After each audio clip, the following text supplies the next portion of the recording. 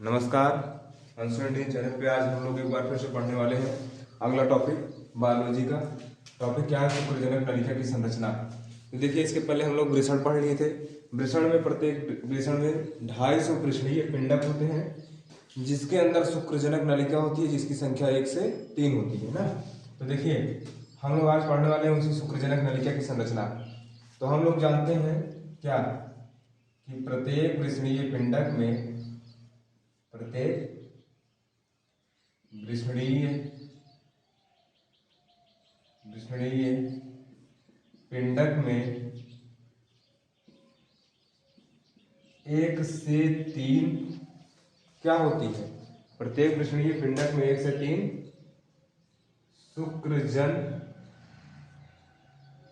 शुक्रजन या शुक्रजनक नलिका होती है।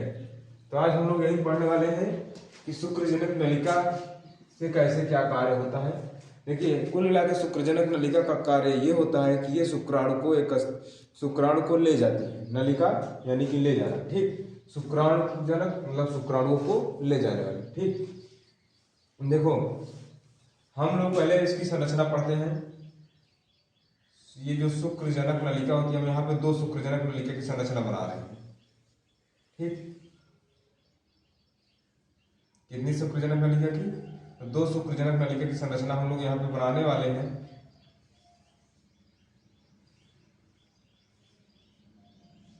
ये एक शुक्रजनक नलिका हो गई। सेम कॉपी इस तरफ,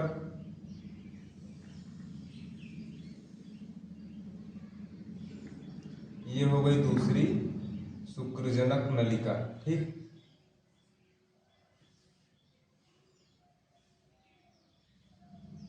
देखिए, ये क्या है? दूसरी शुक्रजनक नलिका, ठीक। अब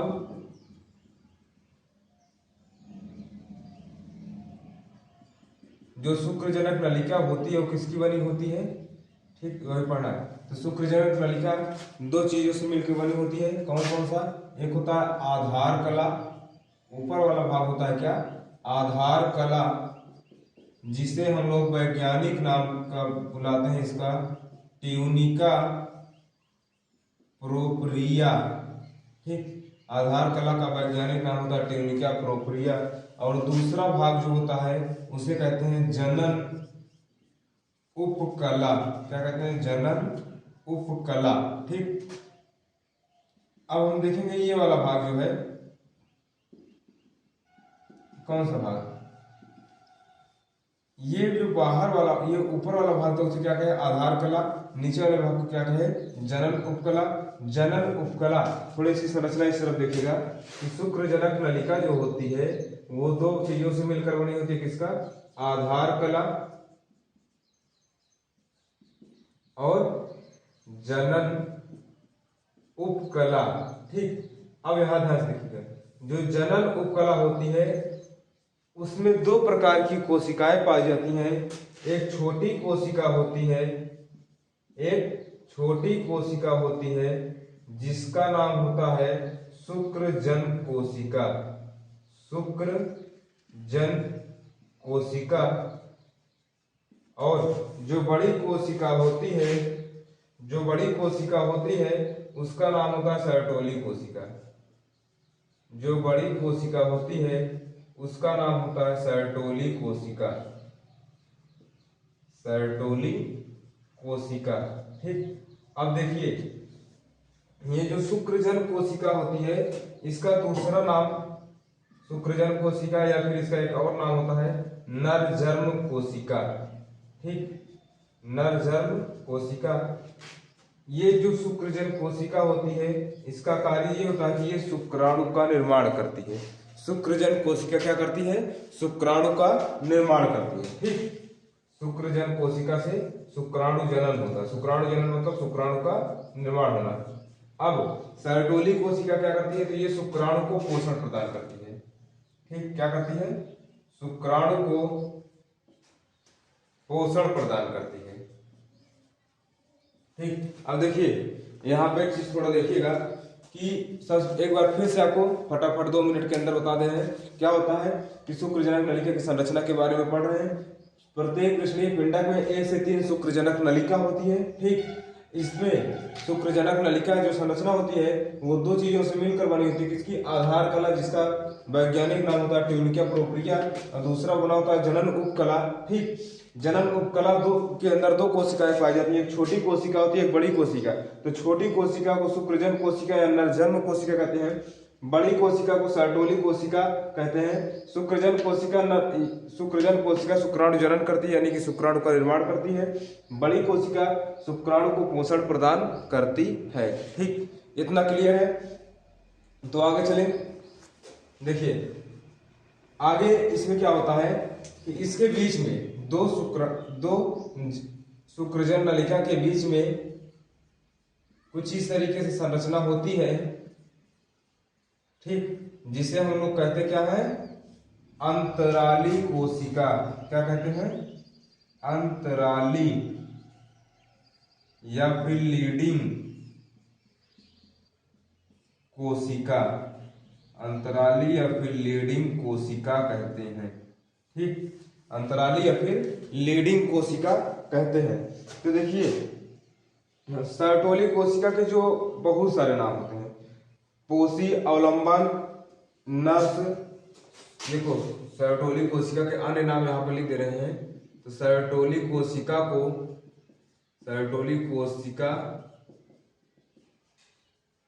के अन्य नाम, ठीक, कौन कौन से हैं सर्टोली कोशिका के अन्य नाम? तो इसका नाम है नर्स, अवलंबन, पोषी, ये सभी सर्टोली कोशिका के ही नाम है। ठीक, शुक्रजन्म कोशिका का दूसरा नाम नरजन्म कोशिका। सर्टोली कोशिका के अन्य नाम क्या है? नर्स, अवलंबन और पोषी कोशिका। ठीक, तो देखिए इसको लिख लीजिए। तो आगे बढ़े। अब देखिए इसमें होता क्या है। ठीक, अब इसमें क्या होता है, ये जो अंतराली कोशिका इसमें क्या क्या घटना होती है, इसको लिख लिए, इसको हटा दें।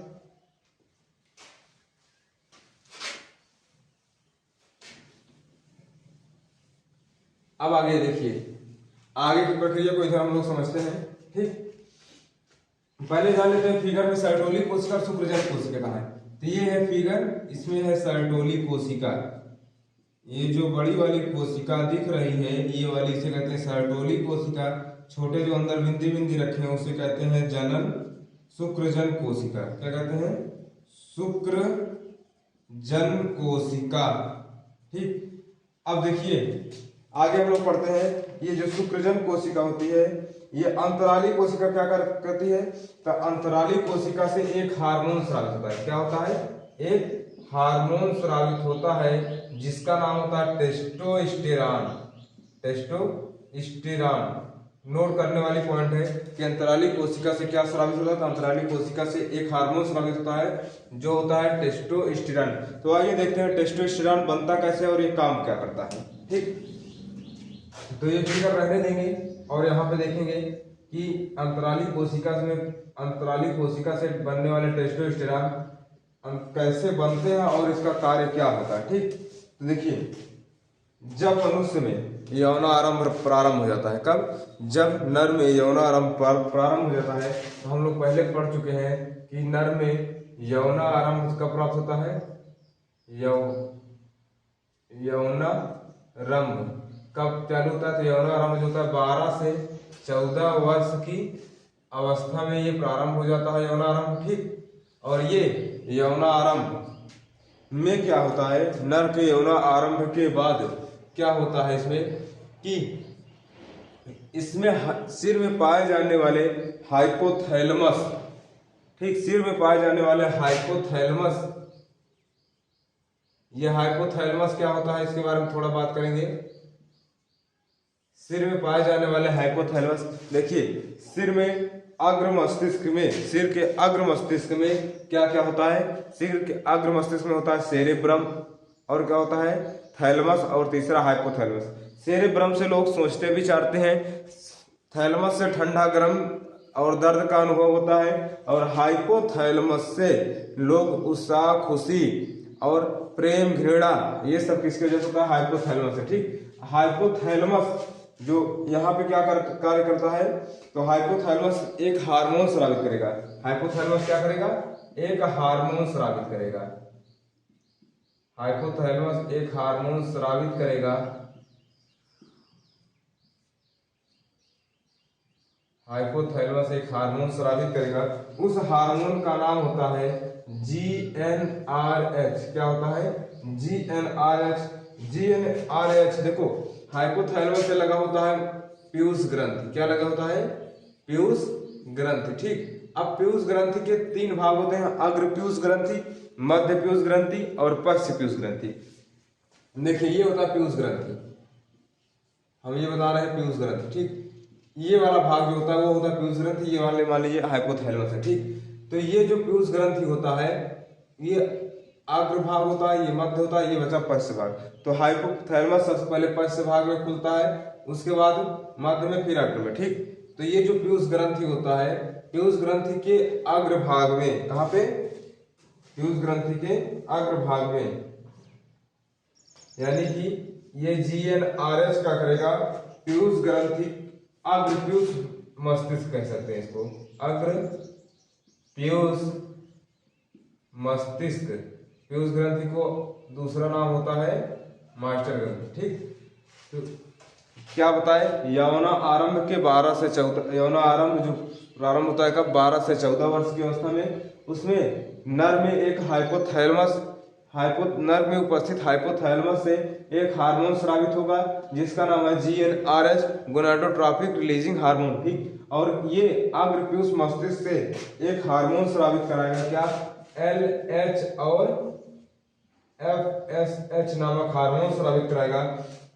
जो LH हार्मोन होता है ये चला जाता है अंतराली कोशिका पे। कहाँ चला जाता है, अंतराली, ये जाएगा कहाँ पे, अंतराली कोशिका पे। ठीक, LH जाएगा अंतराली कोशिका पर, LH जो होगा वो अंतराली कोशिका पर चला जाएगा। ठीक, और FSH क्या करेगा, वो चला जाएगा सर्टोली कोशिका पे। FS जो H जो होता है वो जाएगा कहाँ पे, वो जाएगा सर्टोली कोशिका पे। कहाँ जाएगा, सर्टोली कोशिका पर। ठीक, सर्टोली कोशिका पर चला जाएगा। ठीक, देखिए अब क्या आ गया यहाँ पे कि यौना आरंभ के समय जब नर में हाइपोथैलेमस एक हार्मोन स्रावित करेगा जिसका नाम होता है GnRH, वो अग्र पीयूष मस्तिष्क से 2 हार्मोन स्रावित कराएगा, LH और FSH।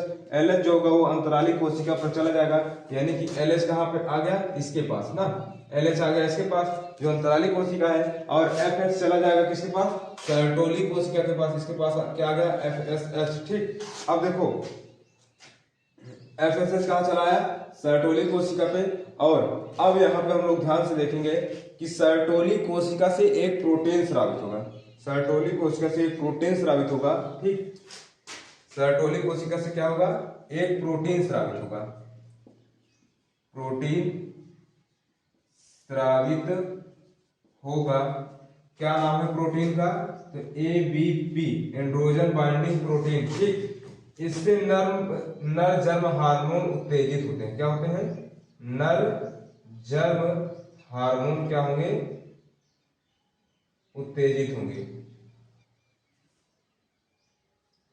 सर्टोली कोशिका से स्रावित होने वाले प्रोटीन ABP से नर जन्म कोशिका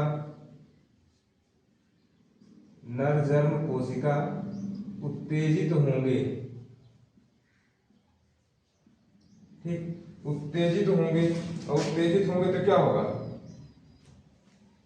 तो ये ABP, इसका एक दूसरा काम क्या होता है, ABP कहां से निकलेगी, इससे सर्टोली कोशिका से निकलकर बाहर आएगी।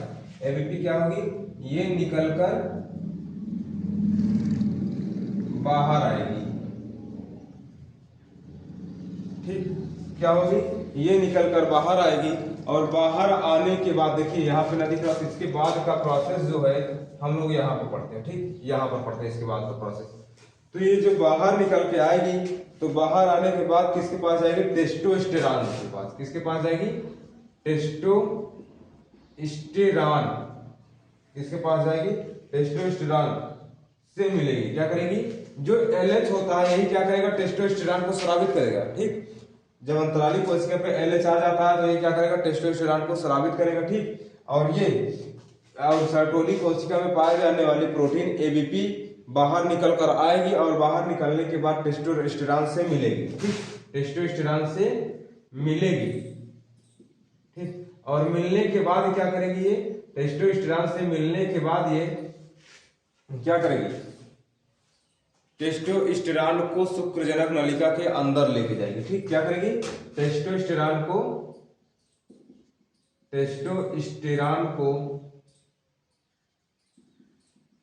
शुक्रजन नलिका के अंदर ले जाएगी।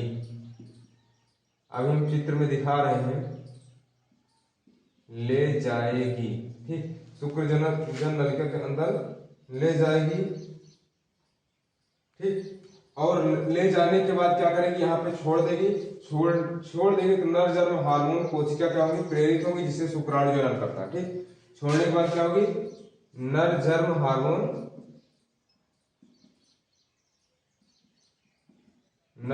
हार्मोन क्या होगा, नर जन्म हार्मोन कोशिका को प्रेरित करेगा। ठीक, प्रेरित करेगा।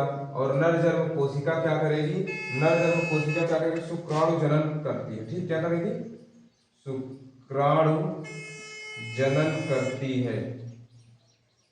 ठीक, अब देखिए हम लोग एक बार ध्यान से सीखेंगे इसको फिर से।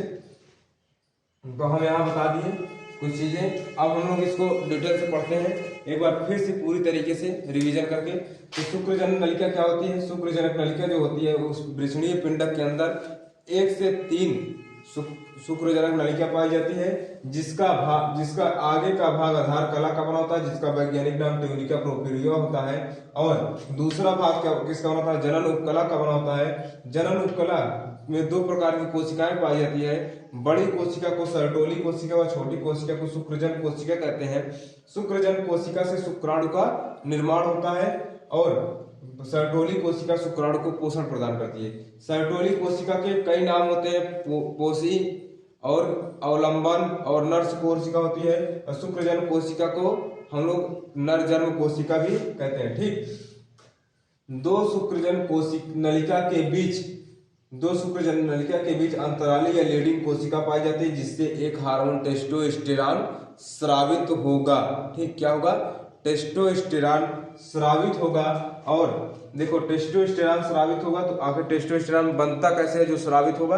तो टेस्टोस्टेरॉन में क्या होता है, जब नर में यौनारंभ प्रारंभ होगा, यौनारंभ नर में कब प्रारंभ होगा, 12 से 14 वर्ष में। तो उस समय नर का हाइपोथैलेमस एक हार्मोन स्रावित करेगा जिसका नाम है GnRH। ठीक, इसको हटा देते हैं, यहाँ पे इसका कोई काम है नहीं। ठीक, GnRH और GnRH अग्रपीयूष मस्तिष्क से 1-2 हार्मोन स्रावित कराएगा, LH और FSH। ठीक, और LH जो होगा वो अंतराली कोशिका पर चला जाएगा। ठीक, LH क्या करेगा, ये अंतराली कोशिका पर, ये LH वाला हो गया। ठीक, ये अंतराली कोशिका पे चला जाएगा। FSH क्या करेगा, सर्टोली कोशिका पर चला जाएगा। FS कहाँ जाएगा, सर्टोली कोशिका पे चला जाएगा। और FSH जो होगा वो एक प्रोटीन स्रावित करेगा। प्रोटीन का नाम होता है ABP, एंड्रोजन बाइंडिंग प्रोटीन, जो बाहर निकलकर जो क्या करेगा, यहाँ से सर्टोली कोशिका से यहाँ से ABP जो स्रावित होगा वो बाहर निकल कर आएगा, मिलेगा किसके, मिलेगा अंतराली कोशिका से। अंतराली कोशिका में क्या पाया जाता है, टेस्टोस्टेरॉन। कैसे स्रावित हुए, LH जब आ गए तो टेस्टोस्टेरॉन स्रावित होते हैं। ठीक, ये जो टेस्टोस्टेरॉन से मिलेगा, इससे मिला क्या, मिला ABP। ठीक, ये ABP मिला तो टेस्टोस्टेरॉन से मिलेगा क्या, ABP जो होगा टेस्टोस्टेरॉन को शुक्राणुजन के अंदर या शुक्राणुजनक नलिका के अंदर लेके चला जाता है, शुक्राणुजनक नलिका के अंदर लेके चली जाएगी। फिर ये क्या करेगा, ABP जो निकला यहाँ से वो क्या किया, इस शुक्राणुजनक नलिका के अंदर टेस्टोस्टेरॉन को लेके चला गया। ठीक, ये टेस्टोस्टेरॉन है, ABP निकल कर आया, इसको पकड़ कर खींच कर यहाँ पे लेके चलाया, कहाँ पे, यहाँ पर चलाया। ठीक, अब देखेंगे कि जो एलएच जो टेस्टोस्टेरोन बाहर बन रहे थे वो किसके अंदर आ गए हैं, शुक्राणुजनक नलिका के अंदर, जहां पे शुक्राणुजनक नलिका क्या करेगी, नर जन्म हार्मोन कोशिका को प्रेरित करेगा।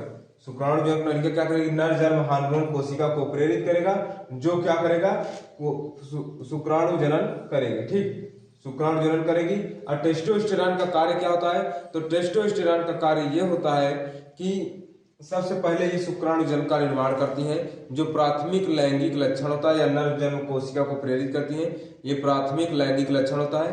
तो नर में प्राथमिक लैंगिक लक्षण क्या होता है, तो जो शुक्राणु जन का निर्माण होता है, या फिर ये नर जन्म कोशिका को प्रेरित करते हैं। द्वितीयक लैंगिक लक्षण, इसका दूसरा काम क्या होता है, किसका, टेस्टोस्टेरोन का दूसरा कार्य क्या होता है, तो टेस्टोस्टेरोन का दूसरा कार्य होता है कि ये आवाज भारी, 12 से 14 वर्ष में पुरुषों की आवाज भारी होने लगती है, और साथ साथ में इसमें दाढ़ी मूछ निकलना भी प्रारंभ हो जाते हैं। ये द्वितीयक लैंगिक लक्षण होता है। ठीक, आगे के बारे में आगे वाले वीडियो में हम लोग पढ़ेंगे क्या, सहायक नलिका व सहायक ग्रंथि। ठीक, सहायक नलिका व सहायक ग्रंथि तो हम पहले बता दिए थे कि एक जोड़ी सहायक नलिका होती है, बाकी एक सहायक ग्रंथि होती है। इतना समझ में आ गया। चलिए आ गया है तो फिर आपके लिए कुछ क्वेश्चन है। पहला क्वेश्चन है क्या, पहला क्वेश्चन ये है कि टेस्टोस्टेरोन कहां पर जाकर, टेस्टोस्टेरोन का कार्य क्या होता है। चलिए आसान सा क्वेश्चन है, टेस्टोस्टेरोन का कार्य क्या होता है। एक नीट में पूछा गया क्वेश्चन है क्या, जो GnRH हार्मोन होता है इसका पूरा नाम क्या होता है। इतना आसान क्वेश्चन पूछा गया था। ठीक, और तीसरा क्वेश्चन ये है ABP का निर्माण कहाँ पे होगा, ABP कहाँ से स्रावित होगा। और तीसरा क्वेश्चन है, अगला क्वेश्चन है जो तीसरा हो या फिर चौथा हो, वो अगला क्वेश्चन जो है वो हाइपोथैलेमस कौन से हार्मोन को स्रावित करने के लिए प्रेरित करती है। बस इतना आपको बताइए, आंसर दीजिए, तब तक आगे वीडियो मिलता रहेगा आपको बराबर। और जो लोग चैनल पे नए हैं वे सभी लोग पहले पुराना वीडियो देख लें, तब ये वीडियो को समझ में आएगा।